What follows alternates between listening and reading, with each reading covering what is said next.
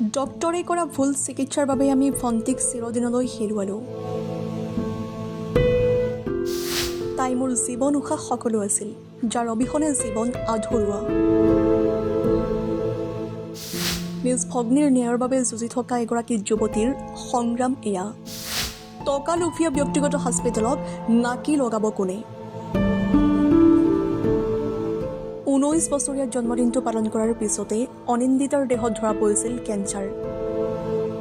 হাঁহি মুখেৰেই তাই ইটোৰ পিছত সিটোকৈ কেমলৈ 5 বছৰ যুঁজি পৰাজয় কৰিছিল কেঞ্চাৰক। কিন্তু কেইবছৰমানৰ পিছত তাইৰ দেহত আকৌ ধৰা পৰিল মাৰাত্মক কেঞ্চাৰ। চিকিৎসকৰ পৰামৰ্শ তাইৰ কৰিব লাগিব বন মেৰু ট্ৰান্সপ্লাণ্ট। সকলো পৰীক্ষা নিৰীক্ষা ডোনাৰকে আদি কৰি সকলো প্ৰস্তুতি কৰি অৱশেষত তাইক কৰিছিল বন মেৰু ট্ৰান্সপ্লাণ্ট। কিন্তু ট্ৰান্সপ্লাণ্টৰ এদিনৰ পিছতে তাই মৃত্যুক আঁকোৱালি লয়। পৰিয়ালৰ অভিযোগ যে অনভিজ্ঞ চিকিৎসক, ডোনাৰৰ অৰ্গেনৰ মিল নথকা ৰিপৰ্টকে আদি কৰি বহু খেলিমেলিৰ কৰিলে অস্ত্ৰোপচাৰ। চিকিৎসকৰ গাফিলতিৰ বাবেই অনিন্দিতা চিৰদিনলৈ হেৰুৱাৰ অভিযোগ পৰিয়ালৰ।